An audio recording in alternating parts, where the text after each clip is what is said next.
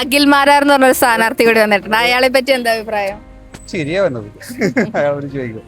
Big box ഒരു രക്ഷ അവനൊന്നും നോക്കില്ല. അവൻ വെറുതെ ചാണകത്തിൽ ചോട്ടില്ലേ, നേരെ എന്തെങ്കിലും നോക്കാറുണ്ട്. പുള്ളി പറഞ്ഞൊരു ഡയലോഗ് എന്താണെന്ന് വെച്ചാല്, ബിഗ് ബോസ് കണ്ടവർ എനിക്ക് വോട്ട് ചെയ്യുന്ന. അപ്പൊ ബിഗ് ബോസ് കണ്ടിട്ട് തൃക്കാക്കരക്കാർ അദ്ദേഹത്തിന് വോട്ട് ചെയ്യോ? അങ്ങനെയൊന്നുമില്ല. അങ്ങനെയൊന്നുമില്ല. അത് കോൺഗ്രസ്സുകാർ തന്നെ ജയിക്കും. കമ്മ്യൂണിസ്റ്റുകാർ ഒരിക്കലും ജയിക്കാൻ പോകും. ഞാൻ കമ്മ്യൂണിസ്റ്റായിരുന്നു. അതിന് എനിക്കൊരു കിടക്കാനൊരു കുടുംബമില്ലാതെ ഇവിടെ കാല് പിടിച്ചിട്ടേ ലാസ്റ്റാ മാറിയതാ. അങ്ങനെ കോൺഗ്രസ്സുകാരെ എനിക്കൊരു കുടുംബത്തിന് ഇത് ഉണ്ടാക്കി തന്ന് ഞാൻ അതിൽ പിന്നെ ഒരിക്കലും ഞാൻ മാറില്ല. നിൽക്കുന്ന ആൾക്കാരെന്ന് പറഞ്ഞാൽ ജയിക്കാൻ വേണ്ടിയില്ല അവർ നിൽക്കുന്നത്, അല്ലാതെ തോക്കാനായിട്ട് ആരും നിൽക്കില്ല.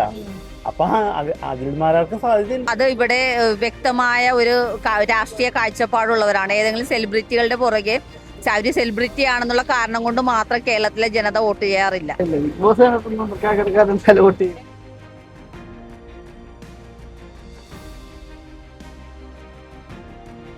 തൃക്കാക്കര ഈ തവണ ഒരു ചർച്ച എത്താനുള്ള ഒരു കാരണം എന്ന് പറയുന്നത് അഖിൽ മാരാർ കൂടിയാണല്ലോ. അപ്പം അഖിൽ മാരാർക്ക് ഇവിടെ എന്താ സാധ്യത? അഖിൽമാരാർക്ക് ജയസാധ്യത ഉണ്ട്. ഉണ്ടോ? അയാൾ വിജയിക്കാനുള്ള സാധ്യത ഉണ്ടോ? ഇവിടെ ഇപ്പൊ 10-40 വർഷമില്ലേ കോൺഗ്രസ് ഭരിക്കുന്നത്. എന്റെ ഇവിടെ വികസനം ഉണ്ടായിക്കണ തൃക്കാക്കരയില് എന്ത് വികസനം ഉണ്ടായ? ഒന്നുമില്ല. ഇവിടെ ഒരു ബസ് സ്റ്റാൻഡ് ഉണ്ടാ, നല്ലൊരു ബസ് സ്റ്റാൻഡ് ഉണ്ടാ. ഇവിടെ നല്ലൊരു ബസ് സ്റ്റാൻഡ് ഇല്ല. ഇനി ഈ സിഗ്നൽ ജംഗ്ഷൻ ഒരു സൈഡ് അടച്ചിട്ടേക്കണം. ഇപ്പോൾ ഇവിടുത്തെ യാത്രാ ക്ലേശം ഭയങ്കരമാണ്. ഇൻഫോ പാർക്കിലേക്ക് ഏത് സമയം ബ്ലോക്കാണ്. എക്സ്പ്രസ് വേ ബ്ലോക്ക്, ഈ വഴി ബ്ലോക്ക്. സിഗ്നലാണെങ്കിൽ വികസനം വന്നിട്ടില്ല. സിഗ്നലിൽ വികസിപ്പിക്കേണ്ട സമയം കഴിഞ്ഞു. അതും ഈ 10-45 വർഷമായി അത് വികസിപ്പിക്കേണ്ടത്. അത് ഇന്നുവരെ ആയിട്ടില്ല. അപ്പൊ ഇവിടെ പിന്നെ കുടിവെള്ളത്തിന് പുതിയ ടാങ്കൊന്നും വന്നിട്ടില്ല. അതിനൊന്നും ശാശ്വത പരിഹാരങ്ങൾ കാണുന്നില്ല. അപ്പൊ LDF വന്നാലോ? LDF വന്നാ എന്തെങ്കിലുമൊക്കെ ചെയ്തിരിക്കും. പക്ഷെ അവരും സെലിബ്രിറ്റി ഇവിടെ വന്നാലേ, അഖിൽ മാരാർ ഒരു സെലിബ്രിറ്റി ആണല്ലോ, പുള്ളി ഇവിടെ വന്നാൽ എന്തെങ്കിലും മാറ്റം സംഭവിക്കോ? ഈ തെരഞ്ഞെടുപ്പിൽ നിൽക്കുന്ന ആൾക്കാരെന്ന് പറഞ്ഞാൽ ജയിക്കാൻ വേണ്ടിയില്ല അവർ നിൽക്കുന്നത്, അല്ലാതെ തോക്കാനായിട്ട് ആരും നിൽക്കില്ല. അപ്പൊ അഖിൽമാരാർക്ക് സാധ്യതയുണ്ട്, തള്ളിക്കളയാൻ പറ്റില്ല. പിന്നെ ഈ DLFന്റെ അവിടെ റോഡില്ലേ, അവിടെ എപ്പോഴും ബ്ലോക്കാ. അവിടെ ഒരു തുരങ്കപാത വേണം. പിന്നെ 2 സൈഡും റോഡുണ്ട്. അതൊന്ന് റീടാറിങ് നിർത്തി ഒന്ന് ഉഷാറാക്കിയാണെങ്കിൽ അവിടുത്തെ ബ്ലോക്ക് കുറെ ഒഴിവാകും. ഇതിനൊന്നും ആർക്കും നേരമില്ല. ജയിച്ചു കഴിഞ്ഞാൽ ഇവിടെ ഒന്നും ചെയ്യണില്ല. കോൺഗ്രസിന് ഈ 10-40 വർഷമായിട്ട് ഈ തൃക്കാക്കര എഴുതി കൊടുത്തേക്കണേ. മറ്റേതാണെങ്കിലാ LDF ആണെങ്കിൽ ഇവിടെ ഏത് നേരം സ്ഥാനാർത്ഥി നിന്നാൽ ഇവിടെ ഉള്ള ആളല്ല, പുറത്തുനിന്നുള്ള ആൾക്കാരായിരിക്കും. ഇവിടുത്തെ ഉള്ള ആളാണെങ്കിൽ പരിചയപ്പെടുത്തേണ്ട കാര്യമില്ല. പുറത്തുനിന്ന് ആള് വരുമ്പോ എന്താ വെച്ചാൽ ആ വ്യക്തിനെ പരിചയപ്പെടുത്തി വരണം. പരിചയപ്പെടുത്തി മറ്റുള്ള കാര്യങ്ങളൊക്കെ ചെയ്തു വരുമ്പോഴത്തേക്കും ഇവിടെ തെരഞ്ഞെടുപ്പ് കഴിഞ്ഞിട്ടുണ്ടാവും. അപ്പൊ അവര് ജയിക്കാൻ വേണ്ടിയിട്ടല്ല അത് ചെയ്യുന്നത്. അപ്പൊ ഈ കോൺഗ്രസ്സുകാരുടെ സഹായിക്കലേ പോലെ തൃക്കാക്കര ആരായിരിക്കും പിടിക്കുക? എന്റെ അഭിപ്രായത്തിൽ തൃക്കാക്കരയില് മാറ്റം ഉണ്ടാവില്ല. ഉമാ തോമസ് തന്നെ വരും. ഇപ്പം സെലിബ്രിറ്റി ആയിട്ടുള്ള അഖിൽമാരാരൊക്കെ വന്നിട്ടുണ്ടല്ലോ. സെലിബ്രിറ്റികളുടെ അഖിൽമാരാർ മത്സരിക്കുന്നതുകൊണ്ട് മത്സരം ഇച്ചിരി കൂടെ കടുക്കും. 3 പേർക്കും മൂന്ന് പേര് വോട്ട് പിടിക്കും. സ്പ്ലിറ്റ് ചെയ്ത് 3 പേര് വോട്ട് പിടിക്കുമ്പോ അഖിൽമാരാർക്ക് വോട്ട് പിടിക്കും. അഖിൽമാരാർ ഇപ്പൊ ബിഗ് ബോസിലെ വിന്നർ ആണല്ലോ. ബിഗ് ബോസിലെ വിന്നർ നമ്മുടെ നിയമസഭയിലേക്ക് പോകാൻ യോഗ്യനാണെന്ന് തോന്നുന്നുണ്ടോ? അത് ബിഗ് ബോസിൽ വിന്നറാണെന്ന് പറഞ്ഞാൽ ഇപ്പം തെരഞ്ഞെടുപ്പ് അതും രണ്ടാണ്. പുള്ളി പറഞ്ഞത് എന്താ വെച്ചാല് ബിഗ് ബോസ് കണ്ട എല്ലാവരും എനിക്ക് വോട്ട് ചെയ്യുന്നതാണ്. അപ്പൊ തൃക്കാക്കരക്കാർ അങ്ങനെ ബിഗ് ബോസ് കണ്ടിട്ട് പുള്ളിക്ക് വോട്ട് ചെയ്യോ? ബിഗ് ബോസ് കണ്ടിട്ടൊന്നും തൃക്കാക്കരക്കാരൻ വോട്ട് ചെയ്യും. ചേട്ടൻ ബിഗ് ബോസ് കണ്ടിട്ടുണ്ടോ? ഞാൻ കണ്ടിട്ടില്ല. കണ്ടിട്ടില്ല. അഖിൽമാരാറ് അറിയാം, ഇവിടെ വന്നിട്ടുണ്ട്. കഴിഞ്ഞ ദിവസം വന്നായിരുന്നു. തൃക്കാക്കര ഇന്നേ വരെ വേറൊരു സ്ഥാനാർത്ഥി ഇവിടെ ജയിച്ചിട്ടില്ല. അഖിൽമാരാറിന്റെ വരവോടുകൂടി ഒരു നല്ല മത്സരം ഉണ്ടാവും. ഉമാ തോമസിന് തന്നെയാണ് സാധ്യത അല്ലേ? തൃക്കാക്കര ഇപ്പോഴും ഭരിച്ചുകൊണ്ടിരിക്കുന്ന UDF തന്നെയാണല്ലോ. കാല ഭരണങ്ങളും അങ്ങനെ തന്നെയാണല്ലോ. പക്ഷെ അതിന് ഉപരിയായിട്ട് ഒരു മാറ്റം വരണമെന്നാണ് എന്റെ ഒരു പേഴ്സണലായിട്ട് എനിക്ക് പറയാനുള്ളത്. 2020 ഒക്കെ ഉണ്ടല്ലോ ഈ തവണ. അഖിൽമാരാണല്ലോ 2020 സ്ഥാനാർത്ഥി. പുള്ളിക്ക് ഇവിടെ സാധ്യത വല്ലതുണ്ടോ? സാധ്യത ഉണ്ടാവില്ല. എന്റെ അഭിപ്രായത്തിൽ ചിലപ്പോ ഒരു ഭൂരിപക്ഷത്തിലൊരു മാറ്റങ്ങൾ ഉണ്ടാകാം എന്നാണ് എനിക്ക് തോന്നുന്നത്. അല്ലാണ്ട് സാധ്യത കുറവാണ്. PTയുടെ ഒക്കെ മണ്ഡലമായിരുന്നല്ലോ. അതെ അതെ അതെ. തോമസ് ലെഗസി കണ്ടിന്യൂ ചെയ്യുമോ അല്ലെങ്കിൽ ഇവിടെ? അതവനെ സാധ്യതയുള്ളൂ. പക്ഷെ എന്നാലും ഒരു മാറ്റം വേണമെന്നാണ് എൻ്റെ ഒരു ആഗ്രഹം. കാര്യം ഉമ്മാ തോമസ് ഇവിടെ ഈ പ്രാവശ്യം വന്നേക്കണേൽ എന്താണ് ചെയ്തേക്കണേന്ന് തന്നെ ഒന്ന് നോക്കിക്കഴിഞ്ഞാൽ അറിയാൻ പറ്റും. കൂടുതലായിട്ടൊന്നും ഇവിടെ ഈ ഭാഗത്തൊന്നും ചെയ്തില്ല. ഇപ്പൊ വെണ്ണല ഭാഗം ഓരോ കാര്യങ്ങൾ നോക്കിയാൽ റോഡുകൾ, തൃക്കാക്കര ഭാഗങ്ങളാണെങ്കിലും ഒന്ന് ആലോചിച്ച് നോക്കുകയാണെങ്കിലും വികസനത്തിന്റെ കാര്യത്തിൽ വലുതായിട്ടൊന്നും ഇവിടെ വന്നിട്ടില്ല. വിലയിരുത്താറ് അപ്പൊ ഈ അഖിൽമാരാർ എന്ന് പറയുന്ന ഒരാളെ പറ്റി പറയുമ്പോൾ പലരും കോമാളികളായിട്ടുള്ള സോഷ്യൽ മീഡിയയിലൊക്കെ പറയുന്നത് അങ്ങനെ ഒരു ഇമേജ് ആണോ ഇവിടുത്തെ ആളുകൾക്ക്, അതോ അങ്ങനെയില്ല. അത് ഓരോരുത്തരുടെ വ്യക്തിപരമായ കാര്യങ്ങളാണല്ലോ പറയണത്. അവര് തമ്മിലുണ്ടായ എന്തെങ്കിലും ബുദ്ധിമുട്ടുകളായിരിക്കും. എനിക്ക് അതിനകത്ത് അദ്ദേഹത്തോടൊന്നും അങ്ങനെയൊന്നും അറിയില്ല. എല്ലാവരും മനുഷ്യരെ ആ രീതിയിൽ കാണുക. രാഷ്ട്രീയം വേറെ, മനുഷ്യങ്ങളുടെ സ്വഭാവങ്ങൾ വേറെ, എല്ലാവരും ഒരേ രീതിയിൽ തന്നെ കാണുക. അല്ല, ബിഗ് ബോസ് കണ്ട പുള്ളി പറഞ്ഞൊരു ഡയലോഗ് എന്താണെന്ന് വെച്ചാല്, ബിഗ് ബോസ് കണ്ടവർ എനിക്ക് വോട്ട് ചെയ്യുന്ന, അപ്പൊ ബിഗ് ബോസ് കണ്ടിട്ട് തൃക്കാക്കരക്കാർ അദ്ദേഹത്തിന് വോട്ട് ചെയ്യോ? അങ്ങനെയൊന്നുമില്ല. അങ്ങനെയൊന്നുമില്ല. ഒരാളെ കണ്ട് അതിപ്പോ അതിനകത്തൊന്നും എനിക്ക് ഒന്നുമില്ല. ഒരു സ്ഥാനാർത്ഥി ഒരു നിൽക്കുന്നു, അത് ഓരോരുത്തരുടെ വ്യക്തിപരമായ കാര്യങ്ങളുടെ രീതിയിലാണ്. അത് നമുക്ക് ഇടപെടേണ്ട ആവശ്യമില്ല. അത് ഇവിടെ തൃക്കാക്കരക്കാർ ഒരു മാറ്റം ആഗ്രഹിക്കുന്നുണ്ട് അല്ലെ? മാറ്റം എന്തായാലും ഉണ്ട്. മാറ്റം വേണമല്ലോ. എത്രയോ വർഷങ്ങളായി ഇങ്ങനെ തന്നെ പോണ്. കേരളത്തിൽ ഒരു മാറ്റം സംഭവിക്കോ? കേരളത്തിൽ എന്തായാലും LDF തന്നെ വരാൻ സാധ്യത കൂടുതലാണ്. കാരണം അതേ രീതിയിലാണ് അദ്ദേഹം ചെയ്തു വെച്ചേക്കുന്നത്. എന്തായാലും ആ ഒരു ഇങ്ങനെ പിന്തുടർന്ന് പോകണമെന്നാണ് എന്റെ വ്യക്തിപരമായ ആഗ്രഹം. അഖിൽമാരാർ എന്ന് പറഞ്ഞൊരു സ്ഥാനാർത്ഥി ഉണ്ടല്ലോ ഇവിടെ, പുള്ളിയെ കുറിച്ച് എന്താ പറയാനുള്ളത്? പുള്ളി ആദ്യമായിട്ട് തന്നെയല്ലേ, പുള്ളിയെ കുറിച്ച് അഭിപ്രായം, പുള്ളി വലിയ അഭിപ്രായമൊന്നുമില്ല. ബിഗ് ബോസില് വിന്നർ ആയിരുന്നല്ലോ. ഞാൻ ബിഗ് ബോസ് കാണാറില്ല. പുള്ളി പറയണത് ബിഗ് ബോസ് കണ്ടവരൊക്കെ എന്നെ ജയിപ്പിക്കണം, അപ്പൊ ബിഗ് ബോസ് അങ്ങനെ ജയിപ്പിക്കണം അങ്ങനെ. അതെ. അല്ല, ഇവിടെ ഒരു മാറ്റം സംഭവിക്കും തോന്നുന്നുണ്ടോ? മാറ്റം സംഭവിക്കണം എന്ന് പറഞ്ഞത് ഇത് മറ്റേ UDF-ന്റെ സീറ്റാണ്. ഇപ്പൊ LDF കയറണമെന്ന് ഞങ്ങളുടെ എല്ലാവരും ആഗ്രഹം. ഇപ്പോഴത്തെ വികസനമൊക്കെ നോക്കിയിട്ട് ഉമാ തോമസിന് വോട്ട്, ഉമാ തോമസിനല്ല LDF കയറണമെന്ന് ആഗ്രഹം. പുഷ്പ ജയിക്കണമെന്നാണ്. ജയിക്കണമെന്ന് ആഗ്രഹം. കേരളത്തിന്റെ അവസ്ഥ എന്താ ചേട്ടാ? കേരളത്തിന്റെ അവസ്ഥ നല്ല അവസ്ഥയല്ലേ?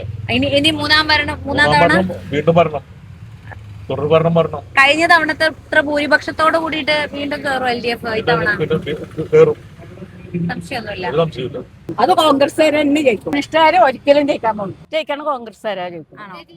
അഖിൽമാരാർ എന്ന് പറഞ്ഞ ഒരാളെ പറ്റി ഇപ്പൊ പറയുന്നുണ്ടല്ലോ, 2020 സ്ഥാനാർത്ഥി ഇല്ലേ അഖിൽമാരാർ, പുള്ളി ഇവിടെ വന്നതിനെ കൊണ്ട് എന്തെങ്കിലും ഒരു മാറ്റം സംഭവിക്കുമോ? അതറിയില്ല, അത് വന്നാലല്ലേ അറിയുള്ളൂ. ബിഗ് ബോസ് പരിപാടി കണ്ടിട്ടുണ്ടോ? ബിഗ് ബോസ് പറഞ്ഞ ഷോ കണ്ടിട്ടുണ്ടോ? ഇല്ല, ഇല്ല, ഒന്നും കണ്ടിട്ടില്ല. അതിലെ വിന്നർ ആയിരുന്നു. അതിൽ 50 ലക്ഷം നേടിയ ആളാ ഇവിടെ തൃക്കാക്കരയിലെ BJP സ്ഥാനാർത്ഥി. ആ സമയത്ത് എന്റെ മോളൊക്കെ ചെയ്യണ ഈ പറഞ്ഞ ആൾക്കാർ വോട്ട് ചെയ്യണം. ആണോ? അത് പള്ളിക്കരയിലാണ്. അവരെല്ലാവരും എന്നെ ഈ പറഞ്ഞ പാർട്ടിക്കാ ചെയ്യണം. ഞാനതല്ല, ഞാൻ കമ്മ്യൂണിസ്റ്റായിരുന്നു. അതിന്ന് എനിക്കൊരു കിടക്കാനൊരു കുടുംബമില്ലാതെ ഇവിടെ കാല് പിടിച്ചിട്ടേ ലാസ്റ്റാ മാറിയതാ. അങ്ങനെ കോൺഗ്രസ്സുകാരെ എനിക്ക് ഒരു കുടുംബത്തിന് ഇത് ഉണ്ടാക്കി തന്ന് ഞാൻ അതിൽ പിന്നെ ഒരിക്കലും ഞാൻ മാറില്ല. തോമസ് ജയിച്ചാലും ആര് ജയിച്ചാലും നമുക്കൊരു ഉപകാരമില്ല. എന്താന്ന് വെച്ചാൽ എനിക്ക് സുഖമില്ലാത്തതാണ്. ഹാർട്ടിന്റെ കംപ്ലൈന്റ്, കിഡ്നിന്റെ കംപ്ലൈന്റ്, ശ്വാസമുട്ട് തുടങ്ങിയിട്ട് 28 വർഷമായി. അതുപോലെ pressure, sugar, cholesterol, ESR, thyroid, ഇതെല്ലാം വെച്ചുകൊണ്ട് നടക്കണം ഞാനാണ്. എന്നിട്ട് ഒരു അപേക്ഷ ഇത് കൊടുത്തിട്ട് എനിക്ക് ഇന്ന് വരെ കൊല്ലം 2 പോണു, ഇന്ന് വരെ എനിക്കൊരു ഇതും കിട്ടിയിട്ടില്ല. അവർ ഹരിജനങ്ങൾക്ക് ഉണ്ടാക്കുള്ളൂ, അവരുണ്ടാക്കട്ടെ. ഹരിജനങ്ങളെ ഓട്ടം കൊണ്ടല്ല അവർ ജയിക്കേണ്ടത്. ഞങ്ങളെ പാവപ്പെട്ട ആൾക്കാർ, ഞങ്ങളെ പോലെ ഉള്ള ആൾക്കാർ വോട്ട് ചെയ്തിട്ടാണ് അവർ ജയിക്കേണ്ടത്. അതവർക്ക് ചിന്തിക്കണില്ല. തോമസ് ജയിച്ച്, ഉമ്മ തോമസ് ജയിച്ച്, എന്നിട്ട് എനിക്കൊരു സാധനം തന്നിട്ടില്ല. അതേ തൃക്കാക്കര അവിടെ വന്ന് നോക്ക്, ഹരിജനങ്ങൾക്ക് ബാത്റൂം ഉള്ളവർക്ക് പിന്നെയും പണിത് കൊടുത്ത്. ആ സമയത്ത് എനിക്ക് ബാത്റൂം ഇല്ലാത്ത എനിക്ക് പണിത് തന്നിട്ടില്ല.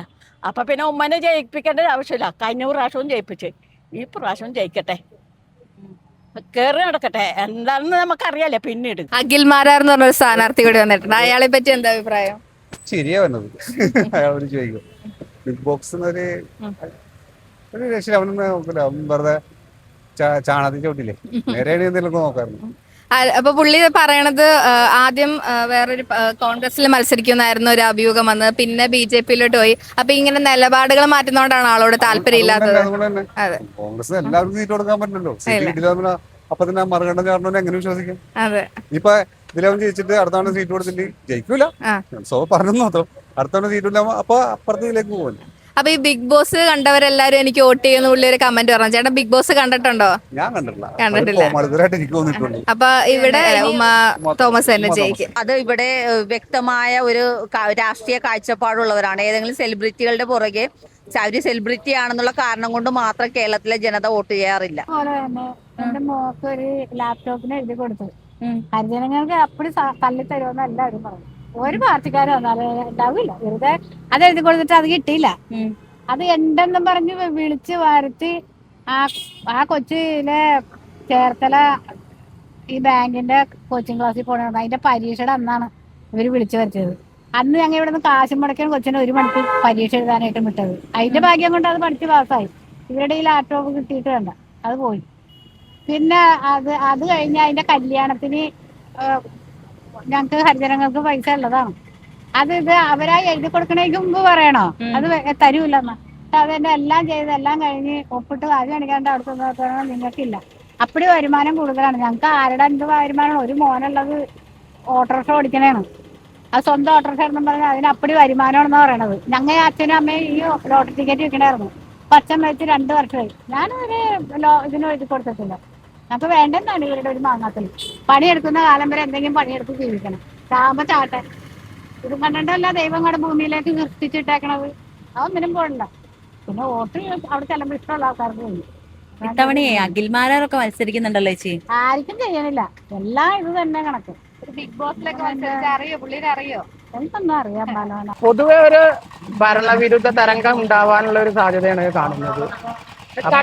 തൃക്കാക്കരയിൽ എന്തായാലും ഉണ്ടാവില്ല. മൊത്തം സംസ്ഥാനത്ത് തൃക്കാക്കര എന്തായാലും UDF നിലനിർത്തുന്നതാണ് കരുതുന്നത്. തൃക്കാക്കര ഇത്തവണയാണ് മീൻസ് വലിയ രീതിയിൽ ചർച്ച ചെയ്യപ്പെട്ടുള്ള ഒരു കാരണം അഖിൽമാരാർ എന്നൊരു സെലിബ്രിറ്റിയാണ്. അഖിൽമാരാർ 2020 സ്ഥാനാർത്ഥിയായിട്ട് NDA സ്ഥാനാർത്ഥിയായിട്ട് ഇവിടെ മത്സരരംഗത്തുണ്ട്. അപ്പൊ ആ ഒരു ഇതിനെ ചേട്ടൻ എങ്ങനെയാ നോക്കി കാണുന്നത്? അഖിൽമാരാർക്ക് ഇവിടെ ഒരു ഫാക്ടർ ഇല്ല. കാരണം 2020 ഇവിടെ ആകെ മുനിസിപ്പാലിറ്റി ലെവലിൽ നോക്കുകയാണെങ്കിൽ ഒരു ഇതേ ഉള്ളു കിട്ടിയിട്ടുള്ളൂ. ഭരിക്കാനുള്ളത് ഒരു മെമ്പർ മാത്രമേ ഉള്ളൂ കിട്ടി. 2020 കഴിവുള്ള പ്രദേശത്ത് ആണെങ്കിൽ എന്തെങ്കിലും ഒരു ഇത് കാണായിരുന്നു. ഇവിടെ LDF UDF അവർക്കാണ് ഇവിടെ കൂടുതൽ ശക്തിയുള്ളത്. സ്ഥിരമായിട്ട് പറയുന്നുണ്ടല്ലോ ബിഗ് ബോസ് കണ്ട ആളുകള് എന്നെ സപ്പോർട്ട് ചെയ്യും BJP. അതൊക്കെ കേൾക്കുമ്പോ എന്താ തോന്നുന്നത്? രാഷ്ട്രീയപരമായിട്ട് ബിഗ് ബോസ് കണ്ടതും ഇതും തമ്മിലൊരു ബന്ധമല്ല. ആൾക്കാർ അവരുടേതായ സ്വന്തം ജീവിതം ഒരു നേരം മുന്നോട്ട് കൊണ്ടുപോകാൻ എന്താണ് ഏത് പാർട്ടിക്കാരാണോ അവർക്ക് നന്മ ചെയ്യുന്നത് അതുള്ളൂ നോക്കുള്ളൂ. ഇപ്പോഴത്തെ സ്ഥിതി സാമ്പത്തികമായി വളരെയധികം ബുദ്ധിമുട്ട് അനുഭവിച്ചുകൊണ്ടിരിക്കുകയാണ്. ഒരു വീട് വെക്കേണ്ട ആൾക്കാർക്കാണെങ്കിൽ റേഷൻ കാർഡില്ല. റേഷൻ കാർഡുള്ള ആൾക്കാർക്ക് റേഷൻ കാർഡ് കിട്ടണമെന്നുണ്ടെങ്കിൽ വീട് വേണം. അങ്ങനെ പല വിധത്തിലും ജനങ്ങൾക്ക് ബുദ്ധിമുട്ടാണ്. പാർട്ടി നോക്കുകയാണെങ്കിൽ ഇത്തവണ ഒരുപാട് സെലിബ്രിറ്റീസിനെ അവർ ഇറക്കുന്നത്. അപ്പം അതെന്തുകൊണ്ടായിരിക്കും എന്നാണ് ചേട്ടൻ ചിന്തിക്കുന്നത്?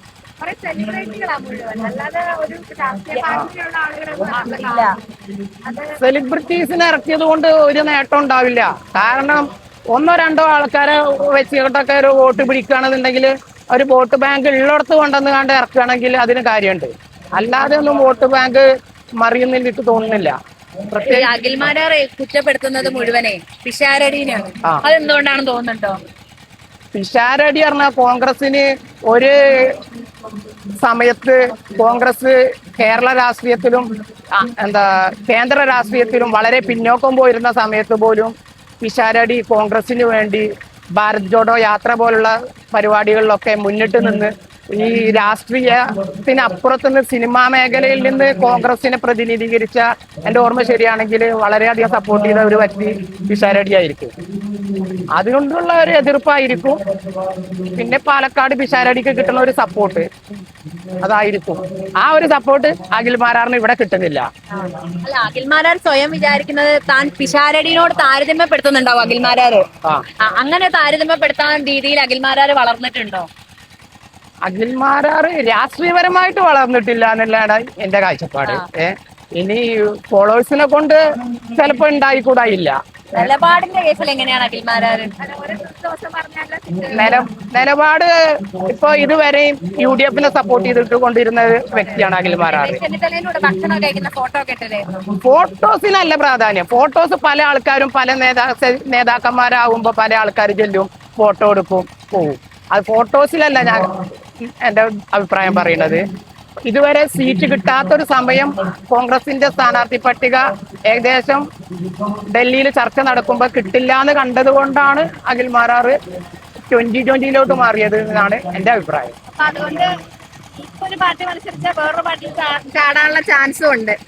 അങ്ങനെ വേണമെങ്കിൽ പറയാം. പക്ഷെ ഒരു അവസരം ഈ ഇലക്ഷനിൽ അല്ലെങ്കിൽ വേറൊരു ഇലക്ഷനിൽ വരുമ്പോ കിട്ടുകയാണെങ്കിൽ പോയിക്കൂടായില്ല എന്നാണ് എന്റെ ഒരു അഭിപ്രായം. പ്രചരണമൊക്കെ വളരെ നന്നായിട്ട് പോകുന്നു. ഇന്ന് ഇവിടെ ഇന്ത്യൻ ലോയേഴ്സ് കോൺഗ്രസിന്റെ ജനകീയ വിചാരണ എന്ന ഒരു പരിപാടിയാണ് ഇവിടെ നടന്നത്.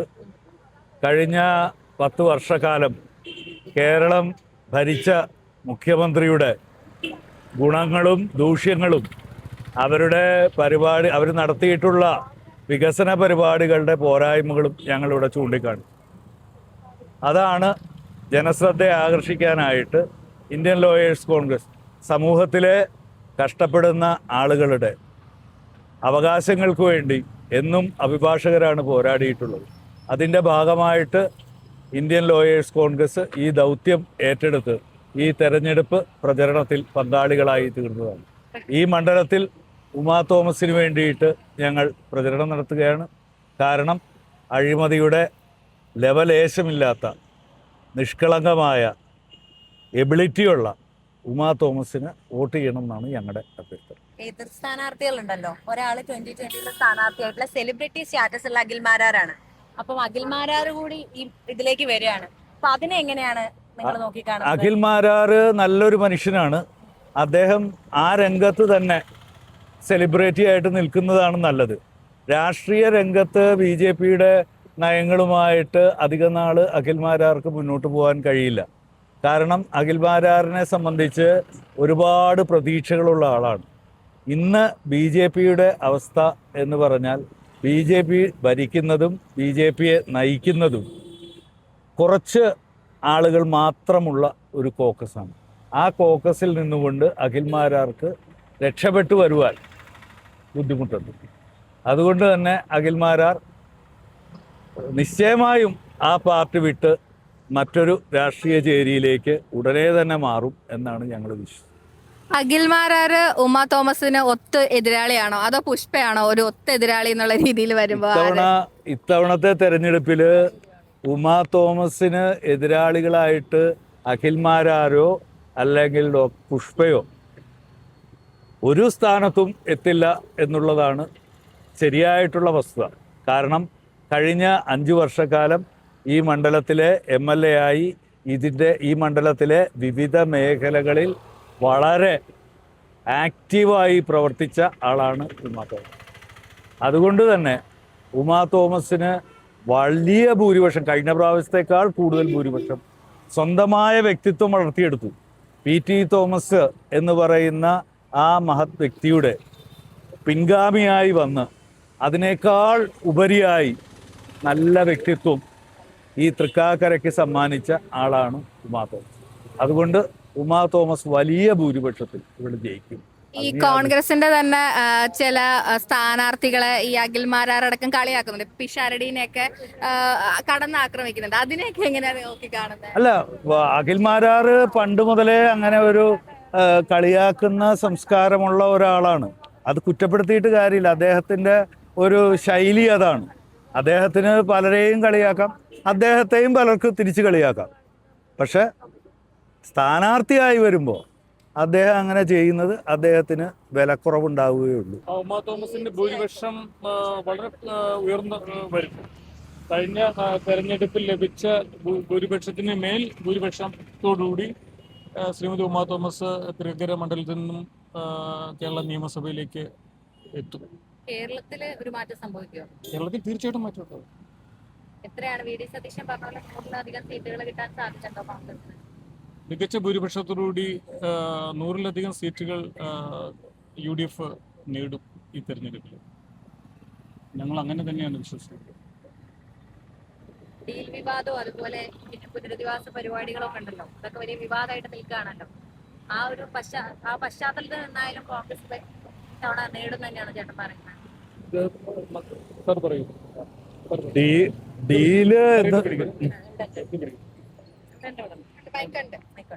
ഡീല് എന്ന് പറഞ്ഞാൽ ഭൂരിഭാഗം മണ്ഡലത്തിലും BJPയും മാർക്സിസ്റ്റ് പാർട്ടിയുമായിട്ട് ഡീലുണ്ടായിട്ടുണ്ട്. മാർക്സിസ്റ്റ് പാർട്ടി പുതിയ ഡീലുണ്ടാക്കിയിരിക്കുന്നത് SDPIയുമായിട്ടാണ്. ഈ ഒരു 3 കക്ഷികൾ ചേർന്നുള്ള ഒരു ഡീലിടപാടാണ് ഈ ഇലക്ഷനിൽ നമ്മൾ നേരിടുന്ന ഏറ്റവും വലിയ പ്രശ്നം. യാഥാർത്ഥ്യബോധമുള്ള ജനതയുടെ വോട്ടിന് പകരം ജാതി മത വർഗീയത കുത്തി നിറച്ച് ഇലക്ഷനെ നേരിടുകയാണ്. അത് കേരള ജനത, വിവരവും വിദ്യാഭ്യാസവുമുള്ള കേരള ജനത ഒരിക്കലും അത് അംഗീകരിക്കില്ല. അതുകൊണ്ട് തന്നെയാണ് UDFന് ഈ ഇലക്ഷനിൽ വിജയിക്കും എന്ന് 100% ഉറപ്പ്. ഇപ്പം രാഹുൽ ഗാന്ധി ആണെങ്കിലും റീസെന്റ് പറഞ്ഞു ഒരു വനിതാ മുഖ്യമന്ത്രി നമുക്കില്ല, കേരളത്തിനില്ല എന്നൊരു ഒരു അഭിപ്രായം പങ്കുവെക്കുകയുണ്ടായി. അങ്ങനെയാണെങ്കിൽ അത്തരം ഒരു സ്ഥാനം വരികയാണെങ്കിൽ ഉമാ തോമസ് ആ സ്ഥാനത്തിലേക്ക് പരിഗണിക്കപ്പെടാം എന്നൊരു തോന്നലുണ്ടോ? അല്ലെങ്കിൽ മന്ത്രിസ്ഥാനങ്ങളിലേക്ക് പരിഗണിക്കപ്പെടാം എന്നൊരു? കേരളത്തിനെ സംബന്ധിച്ചാണെങ്കിൽ ഉമ്മച്ചേച്ചി ഉൾപ്പെടെ നിരവധി ശക്തരായ വനിതാ നേതാക്കൾ കോൺഗ്രസിന്റെ നേതൃനിരയിലുണ്ട്. അതുകൊണ്ട് ആരുടെയെങ്കിലും പ്രത്യേക പേര് പറയുന്നില്ല. ഉമാ തോമസ് ഉൾപ്പെടെ കേരളത്തിലെ ഏതെങ്കിലും ഒരു വനിതാ നേതാവ് അങ്ങനത്തെ ഒരു അവസരം കോൺഗ്രസിൽ നിന്ന് ലഭിക്കുകയാണെങ്കിൽ തീർച്ചയായും മുഖ്യമന്ത്രിയാകാൻ യോഗ്യരായവർ തന്നെയാണ്. കേരളത്തിലുടനീളം ഇന്ദിരാ ക്യാൻറ്റീൻ തുറക്കുമെന്നുള്ളത് UDF നൽകിയ മറ്റൊരു വാഗ്ദാനമാണ്. അതിന്റെ മുന്നോടിയായിട്ടാണ് കൊച്ചിൻ കോർപ്പറേഷനിൽ ഒരു ദിവസം രാവിലത്തെയും ഉച്ചയ്ക്കത്തെയും വൈകുന്നേരത്തെയും ഭക്ഷണം 50 രൂപ നിരക്കിൽ ലഭിക്കുന്ന ഇന്ദിരാ ക്യാൻറ്റീൻ ആരംഭിച്ചത്. അതിന്റെ മുന്നോടിയായിട്ടാണ് കേരളം മുഴുവനുമുള്ള പ്രത്യേകിച്ച് നിസ്സാര വരുമാനമുള്ള യുവക്കൾക്ക് മറ്റു കൂലിവേല ചെയ്യുന്നവർക്കും ഈ ഒരു സംരംഭം വളരെ അധികം സഹായകരമായിരിക്കും. ഈ അഖിൽമാരാർ പോലെയുള്ള സെലിബ്രിറ്റി ആയിട്ടുള്ള മത്സരാർത്ഥികളെ എങ്ങനെയാണ് കണക്കാക്കുന്നത്? കേരളം ഒരിക്കലും സെലിബ്രിറ്റികളുടെ പുറകെ പോയിട്ടില്ല. തമിഴ്നാടിന്റെ ഒരു സ്റ്റൈലല്ല. കേരളത്തിലെ ജനത എന്ന് പറഞ്ഞത് അത് ഇവിടെ വ്യക്തമായ ഒരു രാഷ്ട്രീയ കാഴ്ചപ്പാടുള്ളവരാണ്. ഏതെങ്കിലും സെലിബ്രിറ്റികളുടെ പുറകെ അവർ സെലിബ്രിറ്റി ആണെന്നുള്ള കാരണം കൊണ്ട് മാത്രം കേരളത്തിലെ ജനത വോട്ട് ചെയ്യാറില്ല. ഉമാ തോമസിന് ഇവിടെ UDFനെ എക്കാലവും പിന്തുണച്ചിട്ടുള്ള തൃക്കാക്കര മണ്ഡലത്തില് ഇത്തവണയും ഉമാ തോമസിന് പറ്റിയ എതിരാളികൾ തന്നെയില്ല എന്ന് ഞങ്ങൾ പറയുകയാണ്. അതുകൂടാതെ കേരളം മുഴുവൻ UDFന് അനുകൂലമായ വിധി എഴുതുമ്പോൾ അതിലേറ്റവും ആദ്യം ജയിക്കുന്നത് തൃക്കാക്കര മണ്ഡലമായിരിക്കും. ഇപ്പോൾ കേരളത്തിലെ വിവിധ പ്രശ്നങ്ങൾ നേരിടുന്ന സ്ത്രീകളായാലും വിദ്യാർത്ഥികളായാലും തൊഴിൽ ഇല്ലായ്മ മൂലം കഷ്ടപ്പെടുന്ന യുവാക്കളുടെ കാര്യത്തിലായാലും ഇവരെയെല്ലാം കണക്കിലെടുത്തുകൊണ്ട് കഴിഞ്ഞ പുതിയ യാത്രയുടെ അവസാനം നമ്മുടെ ഇന്ത്യയുടെ പ്രതിപക്ഷ നേതാവ് രാഹുൽ ഗാന്ധി 5 ഗ്യാരണ്ടികളിലൂടെ പ്രഖ്യാപിച്ചു കഴിഞ്ഞു. ഇവിടെ സ്ത്രീകളുടെ യാത്രാക്ലേശം അവരനുഭവിക്കുന്ന ചെറിയ ജോലികൾ ചെയ്യുന്ന സ്ത്രീകളെ കണ്ടുകൊണ്ട് അവർക്ക് സഹായകരമാകുന്ന രീതിയിലാണ് KSRTC ബസ്സിൽ സൗജന്യ യാത്ര ഒരു ഗ്യാരണ്ടിയായി UDF പ്രഖ്യാപിച്ചിട്ടുള്ളത്. അതുകൂടാതെ ഇവിടെ പഠിച്ചുകൊണ്ടിരിക്കുന്ന വിദ്യാർത്ഥിനികൾക്ക് സഹായകമാകുവാൻ വേണ്ടിയാണ് എല്ലാ മാസവും 1000 രൂപയുടെ സ്കോളർഷിപ്പ് UDF ഗവൺമെന്റ് വരുമ്പോൾ പ്രഖ്യാപിച്ചിരിക്കുന്ന മറ്റൊരു ഗ്യാരണ്ടിയാണ് തൊഴിൽ ഇല്ലായ്മ മൂലം കഷ്ടപ്പെട്ട് വിദേശത്തേക്ക് ചേക്കേറുന്ന യുവതയെ ഇവിടെ തന്നെ പിടിച്ചു നിർത്തണമെന്ന ഉദ്ദേശത്തോടെ സംരംഭം തുടങ്ങുമ്പോൾ അവർക്ക് പലിശയില്ലാതെ 5 ലക്ഷം രൂപ വായ്പ പ്രഖ്യാപിച്ചിരിക്കുന്ന മറ്റൊരു ഗ്യാരണ്ടിയാണ്. അതുകൂടാതെ 2000 രൂപയോളം ഇപ്പോൾ ലഭിച്ചുകൊണ്ടിരിക്കുന്ന സാമൂഹ്യക്ഷേമ പെൻഷൻ ഇപ്പോഴത്തെ കേരളത്തിന്റെ രൂക്ഷമായ വിലക്കയറ്റവും മരുന്നുകളുടെ വില കയറുന്ന ആ ഒരു അവസ്ഥയിൽ ആ പാവപ്പെട്ട സ്ത്രീകളെയും അവരെ പെൻഷൻ ലഭിച്ചുകൊണ്ടിരിക്കുന്ന പാവപ്പെട്ടവരെയും മുന്നിൽ കണ്ടുകൊണ്ട് അവർക്കത് 3000 രൂപയെ വർദ്ധിപ്പിച്ചു കൊടുക്കുമെന്നുള്ളതാണ് മറ്റൊരു ഗ്യാരണ്ടി. അങ്ങനെ സമൂഹത്തിന്റെ വിവിധ തലങ്ങളിലുള്ളവരെ ചേർത്ത് പിടിക്കുന്നതിനും അതുകൂടാതെ കേരളം ഇപ്പോൾ അഭിമുഖീകരിച്ചുകൊണ്ടിരിക്കുന്ന എല്ലാ പ്രശ്നങ്ങൾക്കും വ്യക്തമായ ഡോക്യുമെന്റ്സ് തയ്യാറാക്കിക്കൊണ്ട് കോൺക്ലേവുകൾ നടത്തിക്കൊണ്ട് വ്യക്തമായ പദ്ധതിയോടുകൂടിയാണ് UDF ഇത്തവണ ജനങ്ങളെ അഭിമുഖീകരിക്കുന്നത്. അത് തീർച്ചയായും കേരളത്തിലെ ജനത ഏറ്റെടുക്കുമെന്ന് ഉറച്ച വിശ്വാസമുണ്ട്. 100-ലധികം സീറ്റുകളോടെ കേരളത്തിലെ UDF അധികാരത്തിൽ വരിക തന്നെ ചെയ്യും.